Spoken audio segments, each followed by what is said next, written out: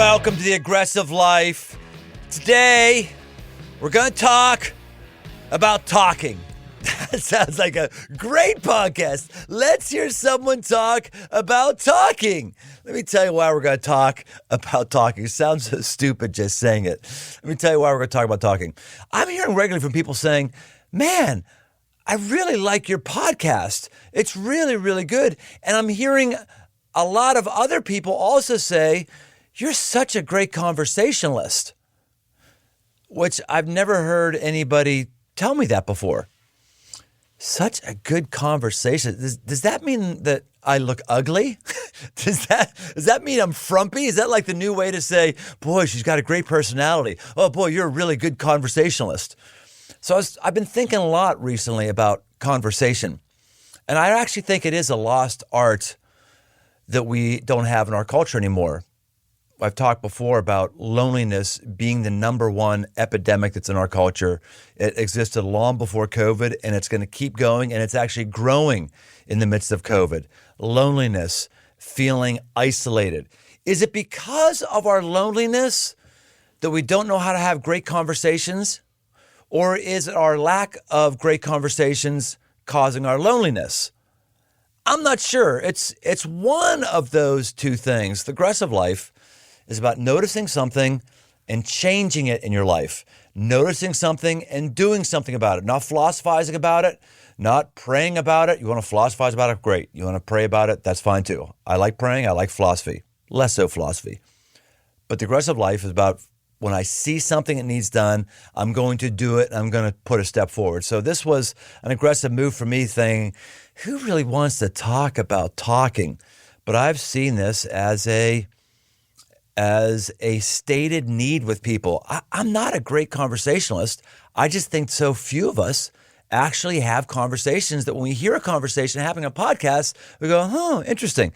Hey, here's a little secret just between us girls. I come in to this podcast and Dirt just gives me 2 pieces of paper. Dirt is my producer, by the way. Dirt just gives me 2 pieces of paper and I wing it. I don't do any prep. I don't do anything. I have a full life and a full schedule. Otherwise, I come in, I sit down with the guest, and we just start talking. And I look down, and I do zero prep. It's about engaging with somebody. All I need is a couple things that gets that person going, and a conversation happens. And so I thought, let's make an aggressive move. Let's talk about talking. Who might I do that with? Who might I do that? I thought, if I'm going to talk about talking, if I'm going to have a conversation, I should probably converse with somebody. Who might that be? I know. Let's get Windex. Windex, you're saying, who is Windex? Windex is a very dear friend of mine. Some people know him as Craig Dockery, but I know him as Windex. He is a communications expert. He doesn't have a degree. He's never written a book on it. He's a very normal guy, but he's freaking great at this. And everybody wants to be around Windex. Everybody. I'm serious. Like, if you've ever been around him, like, you just want to be around him. And part of it is just how generous he is emotionally with people. Part of it is he likes to laugh. But the big thing is, I think he's actually a master at conversations. And when people come away from a conversation, they feel really good about themselves. So, enough of me yapping my yapper. Welcome to the Aggressive Life, Windex. Windex! Hey! I do have a degree. I did go to college. I just don't have it in communication. What's your degree in? Art, design, yeah. It is a bit different. Yeah. Well, actually, that's part of why I thought that you were so interesting to be around is I kind of chalked it up to the artsy thing. Well, he's an artsy guy. He's a touchy-feely guy. I'm not a touchy-feely guy. I'm not very artsy. So he's a very unusual, unique person. Maybe that's why I like spending time with him because he's just different than me. I mean, I'm around enough people who like, yeah, sure, muscle cars and stuff like that. I like muscle cars. Yeah, I know. It's one of the weird things about you. Right. You do. You like, you're an artsy guy. You're not supposed to like muscle cars, Windex. I'm artsy, but I like I like engines. They're awesome. They're loud and amazing. So you're doing it already. See, right now we're conversing. I get most folks in here and I ask them a question and then they just say the answer. It's so boring. And then I tell them again and again, hey, look, let's have a dialogue. Let's converse. And I find like I just can't get most guests to converse. I ask them questions and they give a good answer. And then I ask them another question, they give a good answer. But here already, you said, I like muscle car. You already, you conversed. And so what I've come to realize about you, it's not that you're just interesting and artsy and different than me. It's not that we have some similarities like we do like engine. Yeah. You just really know how to hit the ball back over the net when someone serves it up to you. Right. Well, I mean, how many of your guests have written books on stuff? So they've got all the stock answers. They've got a script that they're just, I wouldn't say agenda because it sounds bad, right? But like they have a point they're trying to get across. And I come in here, I'm like, you just wanted me to talk about talking? Great. Let's talk, go back and forth. And I think that's the joy of it is it's ideally a two-way conversation where you can riff with each other, right? Yeah, you're one of those guys that everybody is your best friend. Everyone wants to be around you. Everyone thinks you're their best friend because you're just a really, really good dude. And I do think it comes down to this, just how you relate to people, how you interact with people. Yeah. When it comes to conversations, like, do you have a philosophy of this? Have you been thinking about this for years? Or what talk about? Okay, so I would say I started off being terrible at conversations. I started off like the first part of my life all the way to probably my mid-20s. I felt like the loner, the outcast, I felt socially behind, because I grew up in a bunch of land out kind of on the outskirts of town, and so I didn't live in a neighborhood, and I always just felt behind, and I was the kid who would draw and play piano, and then I kept doing that forever because I didn't have friends to hang out with, Next thing you know, I feel like an outsider, and it took me until probably my mid-20s, like I said, to realize that same insecurity that I feel, guess what?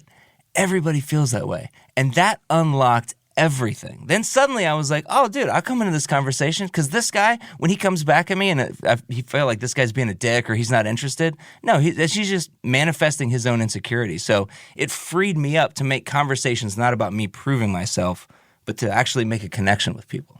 That is a great word. We are all way more insecure than we give ourselves credit for. Yeah, totally. And people aren't trying to be elusive. They just don't know. We've become very relationally incompetent. So you're saying recognizing that most people are relationally or conversationally incompetent enables you to give them the grace so you're not judging them and take responsibility to see the conversation happens? Is that what you're saying? Yeah, totally. Well, I mean, so if I walk into a conversation and I feel like this person's probably going to reject me, then guess what? Chances are that person feels the exact same way. So if I can let that go, then that frees me up to be about connecting with that person versus trying to prove myself or trying to impress them or trying to argue against them or trying to win a conversation. You can't win a conversation. No, it's a win-win situation, So, yeah, it's freedom.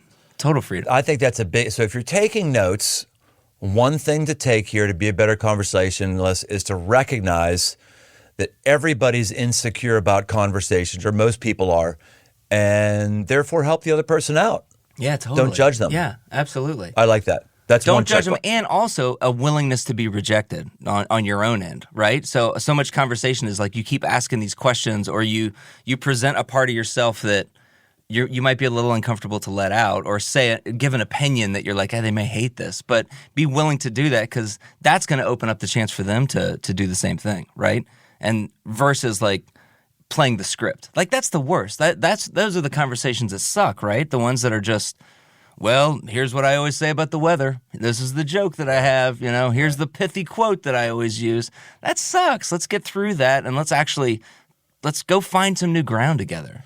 Yeah, that was a turning point for me a number of years ago as I just started getting ashamed of having to ask the question again in the early parts of the conversation. You know what that question is when you have to ask it twice? No. What's your name again? Oh, yeah, that is the worst. That's awful. That is the worst. And the reason we do that isn't because I have an awful memory. It's because when I said, what's your name? I didn't really care about the person's name. Right. I wasn't really engaged intellectually. It was just starter fodder for a conversation that really went nowhere. That's right. Well, and especially if you're the whole point of a conversation is to make a connection, and you're having this great that's like the worst mistake ever, right? Is like you're having this great conversation, you find out about their kids or they like monster trucks or whatever, and then you're like, what? Remind me your name again, like the very essence of who you are, you know? Right. Yeah, it's a huge miss. Yeah, what I do now, that's not a problem for me anymore because I know when I ask that question, I gotta actually want to know the answer. So you double focus on their name? Like, do you got a tool that you use to remember? See, here it is again. You're actually, this is conversation. This is so beautiful. That's why I have Windex. And I want to know. This is amazing. Seriously, conversations are like playing ping pong. Mm-hmm. You hit it over the net, and then the other person hits over the net. I used to say tennis, but tennis is too difficult. Anyone can play ping pong, or actually pickleball. I hit it, and you hit it over that. So I feel so loved. I'm serious. I feel so loved. Yeah. What do you do to remember people's names? Usually, I have to I suck at it too, right? I have to repeat their name, like Paul. Okay, Paul. You know, like. Well, so what do you do? I started praying a prayer a long time ago. God hasn't said yes to it yet, but I've said many times that if there's one supernatural gift that I would like God to give me, it would be that I would remember everybody's name who I met. Because when someone remembers our name, we just feel like $1 million, right? That's right. Yep.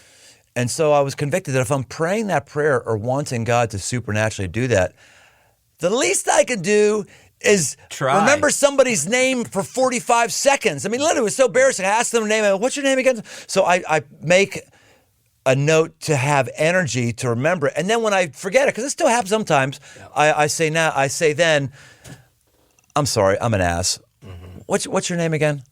I want to take responsibility for that, you know? Yeah. So it's a critical thing. So you said the step one is to... You've already said about 2 or 3 things here that I should have added to our list. I got some gold in here. Yeah. What else have you learned?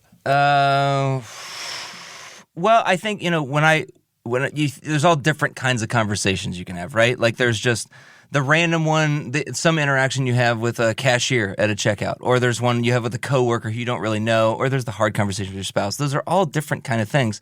But like I said, I think the goal is connection. Like at the very core of our beings, we want to feel like we're not alone. And so what can you do to build that connection? And that can happen through a hard conversation or just just recognizing somebody, you know? So I would say like cocktail conversations. That's probably the thing that everyone sucks at, right? Small talk, all this kind of thing. You just, because you stay on the surface and you play the script and you never know anything. My goal is always to like latch on to whatever they have a little glimmer in their eye about and go deeper on that. Because there's something that guy is excited about, right? And how can I dig until I find it? And my goal is like to get somebody to light up, you know? Like if I can get somebody to light up with like, oh man, I never told anybody this, but I have the biggest Lego collection in the whole world. And let me tell you about it. I got the space, the whole Hogwarts, and it's amazing. You get people to that vulnerable place and their eyes light up, and like them, like you get a little glimpse into their soul. It's amazing. So another bullet point then would be, it's not about conversing; it's about connecting. Absolutely. Because I do feel like that's something that people don't do. I want to learn how to fill the time so it's not awkward. Like people might have been tuning in so far to this because I feel so awkward. So how do I carry that on?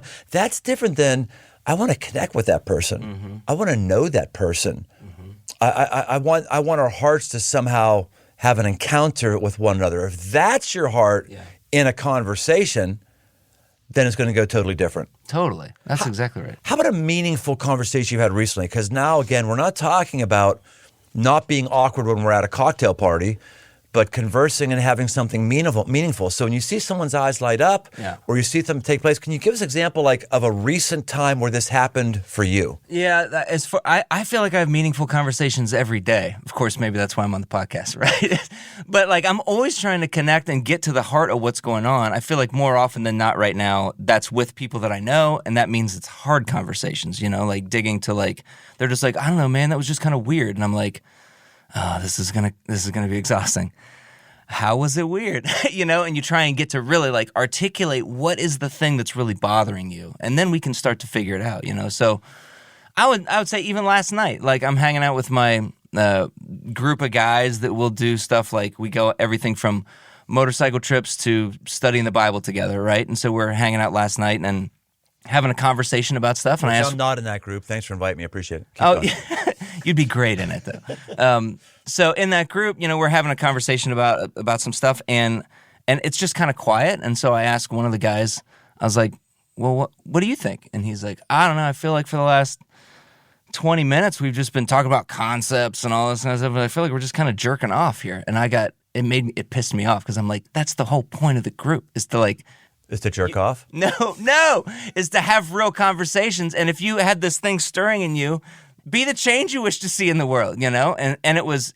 I mean, I was pissed, but it was a real interaction. And then it actually built even more connection between him and me because we're such good friends that we can debrief it and say, hey, man, I didn't mean to piss you off. That's what he said to me. And I'm like, hey, none taken, And so it actually builds a greater connection because we had a real interaction. We know each other better. Well, I understand him better. He knows what my ground rules are. I didn't just get pissed and not say anything. I brought it out right in the moment, Like, anytime you have conflict, you have two options. You can either address it or you can let it go. That's it. You can't let it sit and let it fester and see maybe it'll go away eventually. So anyway, that was a pretty meaningful one. It was good. Yeah, that is a good one. How about you? If we're having a conversation, what's the last meaningful conversation you had? Yeah, because I'm in a job that requires people interaction. If you're in people interaction, you've got to be having conversations regularly, right? And you got to be on your game. It does take an energy output to have a conversation. Totally. So the main conversations I have, they're not conversations, but the main communication I have is when I'm giving prepared remarks to a room. I do that quite frequently. But that kind of communication is different because I have a set thing I know that I want to say. I'm reading the room. I'm looking for cues. I'm a seasoned enough communicator that I can read the room and make some pivots. But for the most part, I've got my stuff. It's going to be 90% nailed down, and it's just a matter of how do I deliver it. But in a conversation, it's changing all the time because the balls come back over the net and you don't know how fast it's coming over the net. You don't know where it's going to be, what spin's going to be on it. You don't know where it's going to be placed on it. So it is a much more, for me, mentally and emotionally taxing thing than giving a talk. Well, you have control at giving a talk, right? Yeah, that's right. Like people aren't going to be like, no, or very rarely they are, but you're getting instant feedback, and it's way harder. Right, exactly. And one I had recently, I've had a lot of them. I've been putting in a pool.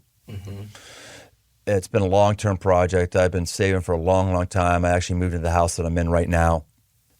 I've been in it for 3 years. We bought it, or maybe 4 years now. We bought it because we could put a pool in the yard versus my previous house. It's one of the reasons why we did it. So find the finance, everything lined up. Okay, let's go do this thing. And I'm GCing it. I'm the general contractor for it, for all the different disciplines and things that are happening with the thing. And man, I'm really finding like the key thing isn't having my spreadsheet down and holding people to their numbers. Well, that's important. Sure. The key thing is the conversations you have with the subs. The key thing is having relational equity with them. Totally. Staying on top of them, not being too annoying, and making deposits in them. It's those conversations that make deposits because a happy sub is a good sub. Yeah. And when someone feels like you're having a relational connection, they respond to you, they reply to you, they change some things. And so I've had a bunch of conversations with those folks that have been really interesting. And not all of them have been easy. Like one of them was really poignant, but we had enough conversations up to that point. I decided to go at it with this guy. So I was trying to make sure he was going to show up in time, because if he didn't show up in time, that was going to back the whole project up. And he had said this to me a bunch of different times. And finally, this time I bit. He said, look, I've been doing construction for 35 years. I've been doing construction for 35 years. And so finally I went, I've done $150 million of construction over the last 20 years. I mean, with all the buildings I've Sure, overseen, yeah. raised money for, are at least $150 million in buildings. So, and I said, I know the problem here. The problem is when subs don't come, that's what holds up the project. So that's why we're having this conversation. And he backed down immediately. Now that was a tough one, right?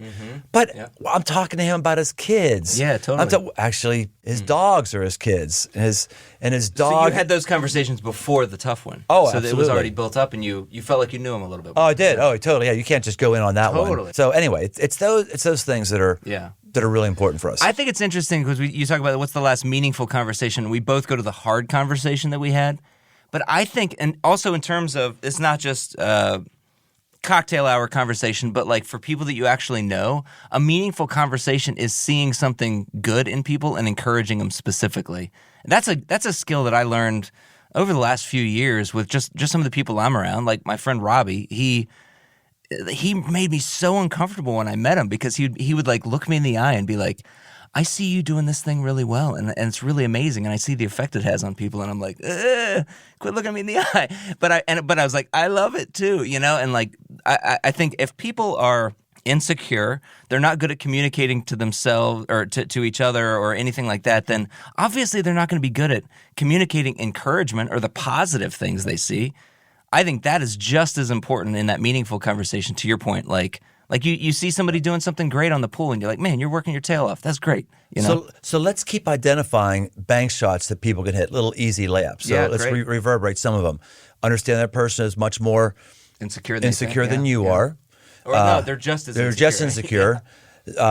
Secondly is names. Remember their name. Everyone loves to hear their name and be remembered. In fact, if you can use their name a couple times a conversation, that's a good point. Windex, let me tell you. Oh, there's my name. That's right. Here's another one. Look for easy opportunities of encouragement. We are in a world where everybody gets beaten down. So if you can find something to encourage somebody on, hey, I like how you put that. Oh, that's a great insight. Yep. Those are little encouragements. And it could just be the stupid stuff of, dude, those are great shoes. What kind of shoes? Yeah, something to encourage. That's one. Absolutely. And like that's the kind of thing that's the easiest win possible. When you're, going through the grocery store checkout and you see this cashier who just looks tired and just like whatever. Yeah, compliment something about them, or like, hey man, what's going on? Like ask them what they're doing after they get off work. Not in a dating kind of awkward way, but like reach into their life a little bit, and people respond in the most amazing way. It's great. Like that whole thing, the goal of like connection, but like seeing people light up, man, it's wonderful.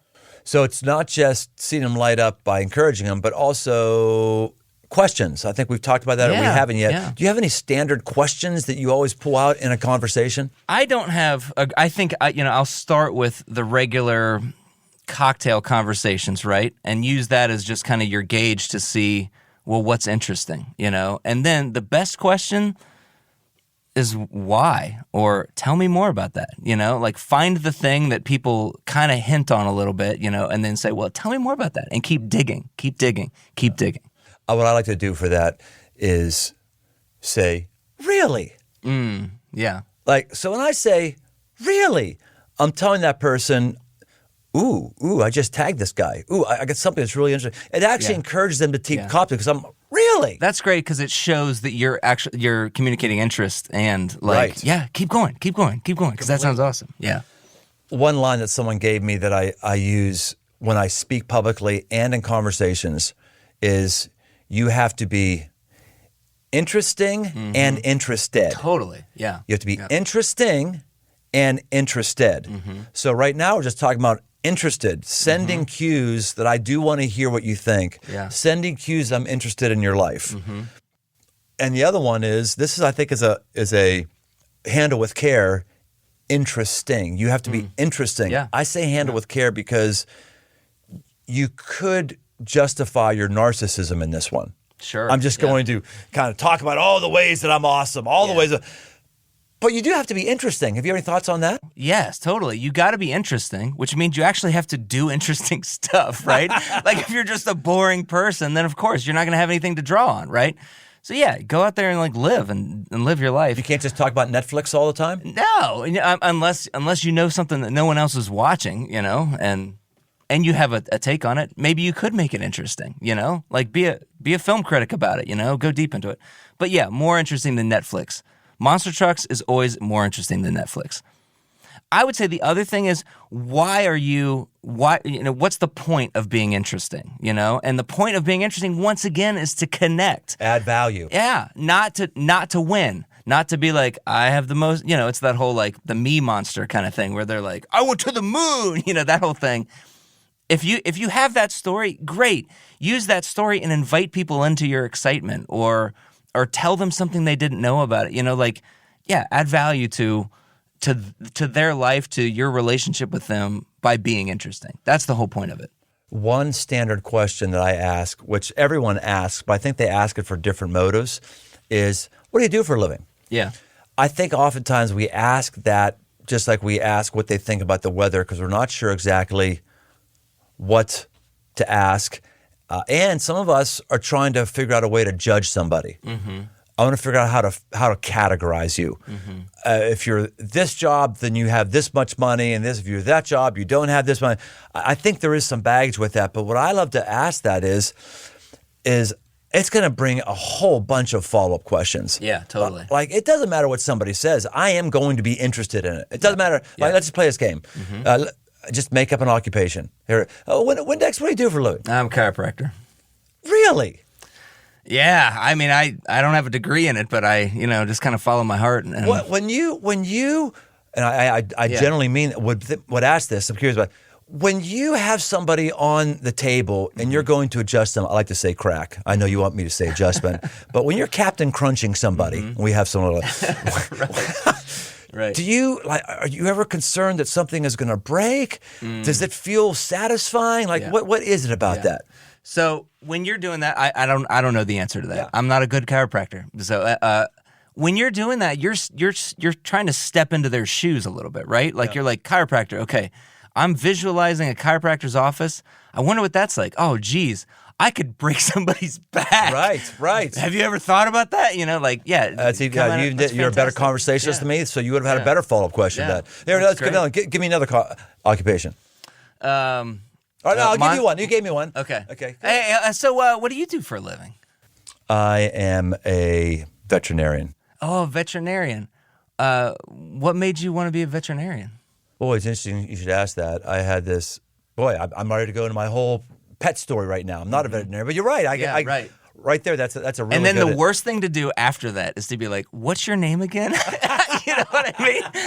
Because you've had this amazing connection and you're like, I don't even know who you are, That is good. I do have a handful of like kind of standard questions when it's just like hanging out. And one great one is like, tell me what you were like in elementary school. Like, what did you like then?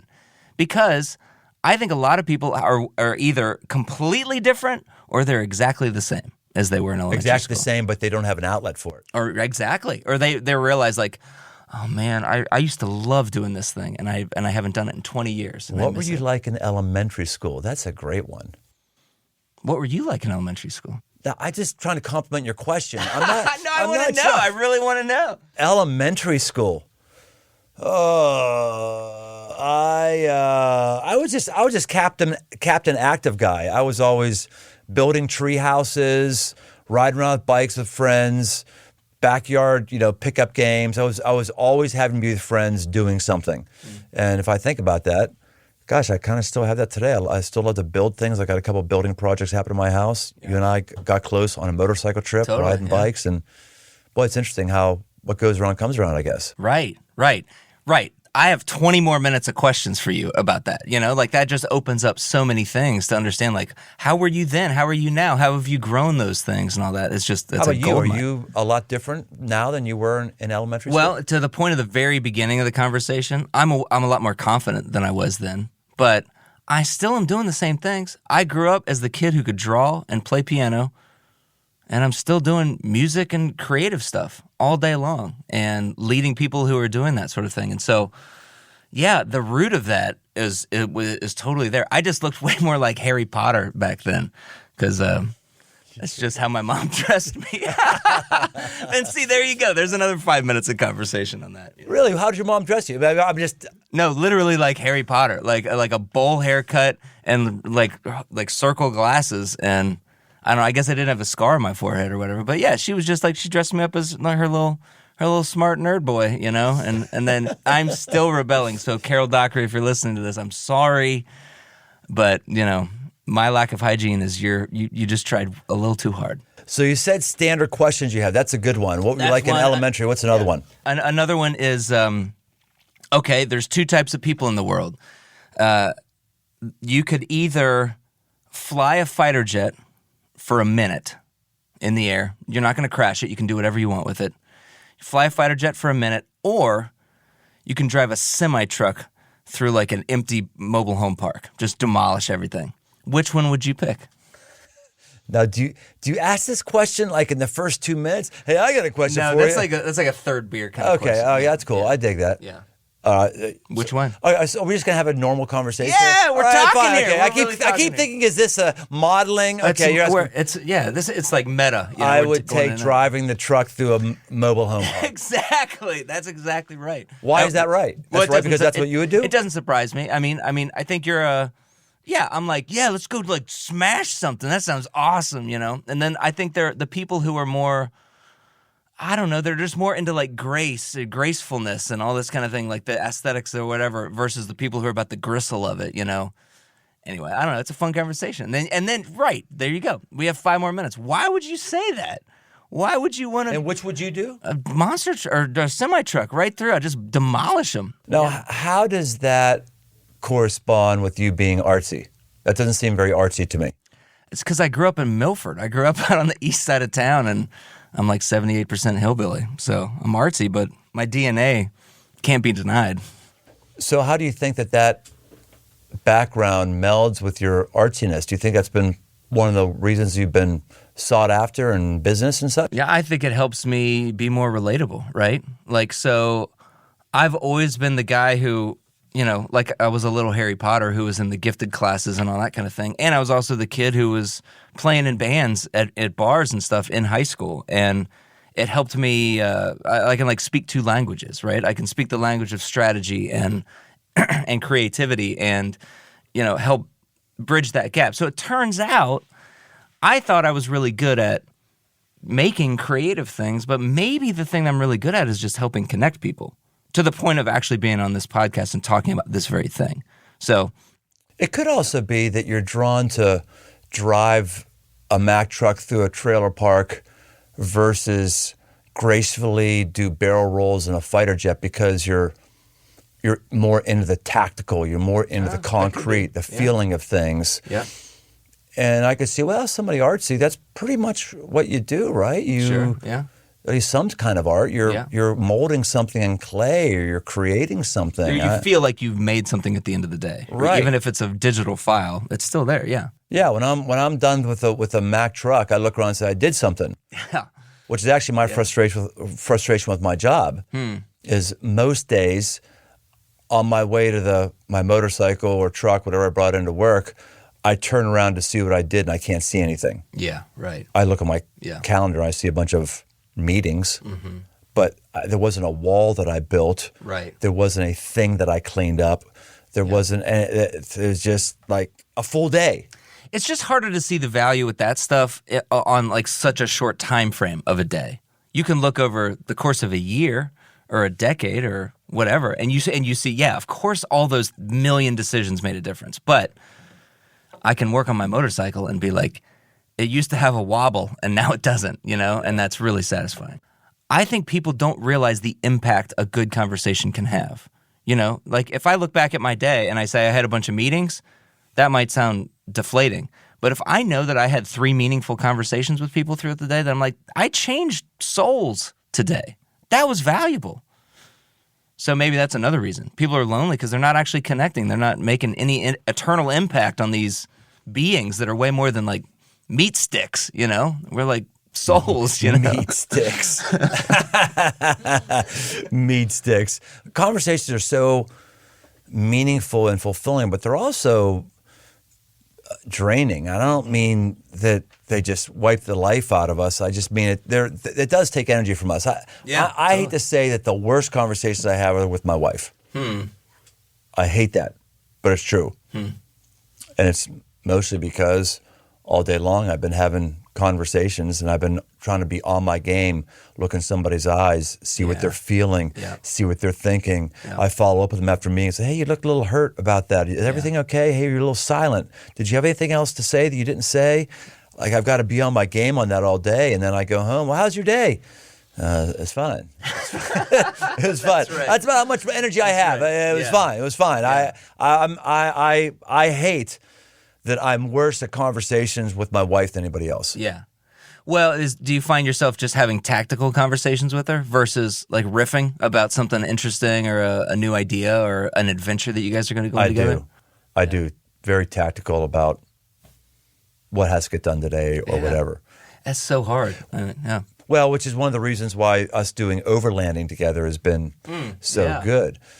Which I know you found out as well. You and your family are now, you're not overlanding, but you got a camper for the back of your truck, and you've got a whole new sense of energy with your wife over a new connection point, right? Absolutely. So it's the thing I was saying about we have the same hobby now, you know, and I was saying there's no checks and balances anymore. It's just checks and checks. Because I'm like, hey, what about this sick generator? We should get that. And she's like, yeah, that looks pretty great. You know, next thing you know is like, Amazon, here we come. But it's great because it's a connection point. We can talk about something that's not Netflix. We can talk about something that isn't, what are we going to do with the kids' school, or so-and-so has to be at this place at this time. We can just talk about the things that are exciting us, you know? And that's an investment, but man, is it ever worth it, right? Like you think about overlanding, and for all of of course, you love buying the stuff and strapping it onto your truck and all that kind of stuff, but how much greater is it that you feel like connected to your wife because of it? That's amazing. Yeah, we've had conversations because we're leaving pretty soon for the Pacific Northwest, a pretty significant trip we're doing. Just conversations about, okay, do we have the right gear? Do we have the right thing? What do we pack? What's this? Are you okay? Are you sure you're set up with this? You guys, yeah. What do you want to make sure we do while we're out there? And then, all this stuff. Yeah. It's been really good. I think many couples, I'll just put it this way, I think the heart of every marriage that goes bad is they've lost the art of the conversation. Yeah. When you aren't conversing with your spouse, when you don't enjoy talking with them, when you're not making a deposit in them and they're not making a deposit in you, it's only a matter of time because the relationship is on the wing. And how often do you I go back to my idea of like I'm insecure and so is the other person, or I feel like vulnerable and so does the other person. How often do you feel that with your wife? You know, like you feel attacked, and so you attack back, and rather than just absorb some blows and like find a way to be a safe place, because then it's why is it so hard to have the most vulnerable conversations with the person that you've chosen to spend your life with? I think it's wild. You have said that you want to have the jewel thief mindset. Mm-hmm. What is that? Here's the jewel thief mindset. A jewel thief goes into a jewelry shop or whatever, and they don't take the whole thing. They take like the one amazing diamond, that is like the big score or whatever. And so that's what I go into conversations with. I'm saying like, I want to be a jewel thief. I don't want to understand his whole framework for how he does business or whatever he's doing or all the different things. I just want to find one thing that's interesting. That's good. I like it. Yeah. Good. Windex, are you ready for the lightning round? Let's do it. Lightning round is when we're not conversing. I'm giving you something, and then you got to give us a real quick, like 1-2 sentence rapid fire answer. Can you do the lightning round, Windex? I can so do it. Okay. Lightning round, you're going to give people a clinic on the kind of conversation to have or what you're thinking of when you meet these kind of people. Let's do it. So this is these kind of people. What should I say? What should I think? In like 2 sentences or less. Are you ready? Yep. Coworker in the office. Ask them what they do on the weekend. Another parent at a kids event. Ask them what they're excited about right now.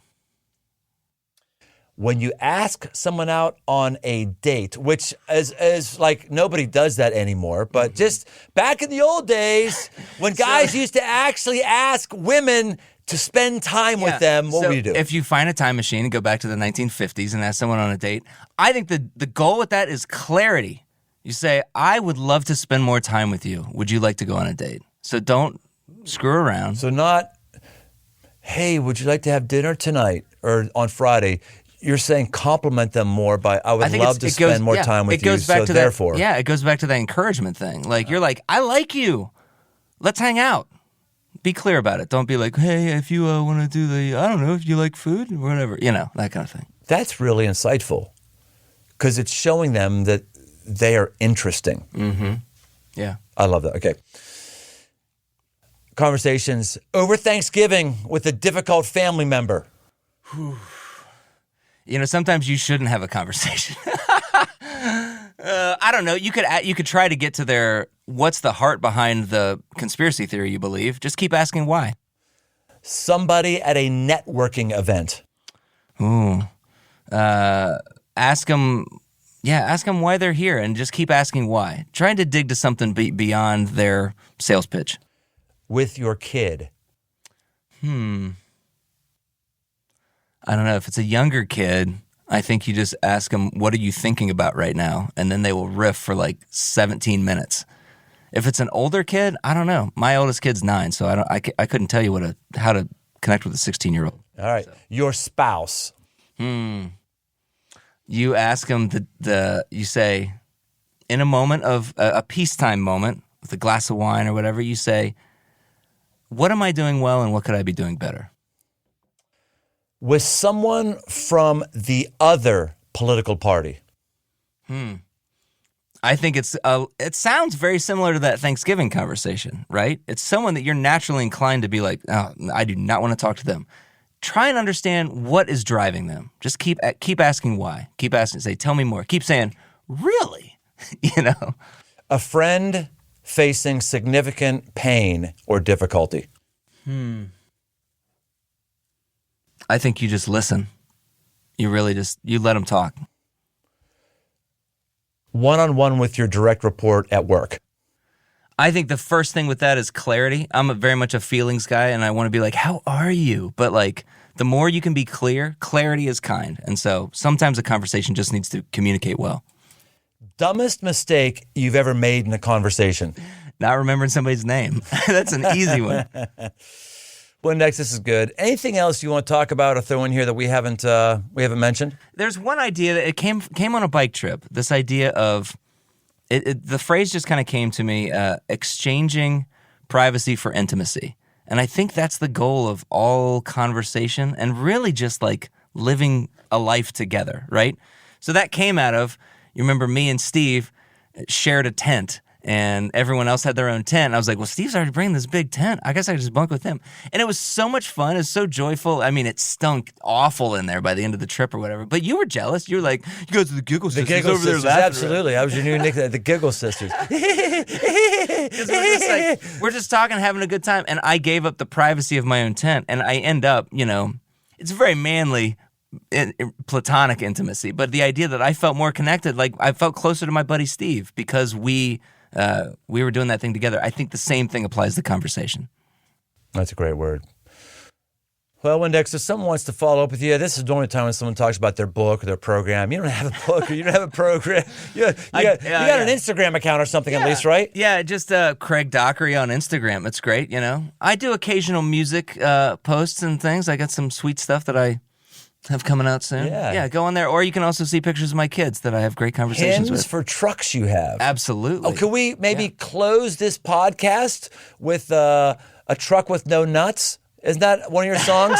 Work Truck No Hitch. That's actually a whole other band. But yeah, we could do a Hymns for Truck song. Yeah, that'd be great. Okay, all right. So we're going to take a break from our normally scheduled post music, and we're going to do one of your creations here right now. And let me just say, everybody, hey, before we even go there, come on, man, come on, be different, be different. Everybody else is just being passive and just waiting for conversations to have, being passive and waiting to have a good time, passively wondering why people are such dorks. You be the one that pushes things. You be the one that actually is interested. You be the one that asks the good question. You be the one that actually listens. In a world of people who don't know how to ask questions and aren't listening at all to anybody, no one's listening, you be the one that's asking and actually listening, and you might actually find that the culture around you starts to change and elevate. Change that barometric pressure. It would be great. So that's it, boys and girls. Thank you, Windex. That's it for The Aggressive Life. We'll see you next time on The Aggressive Life as we end with Hymns for Trucks. I've been cornered and surrounded from every side and bounded. An army marches toward me and I can't find a way around it. But I've seen the light and I'm not afraid to die. And I know God is on my side. Yeah, 'cause I have seen your goodness. 'Cause I have seen your goodness in the land of the living. I have seen your goodness. I have seen your goodness in the land of the living. Hey, thanks for listening. For all things aggressive living, why don't you head over to briantome.com. Find my new book, Move, a guide to get up and go forward, as well as articles and much, much more.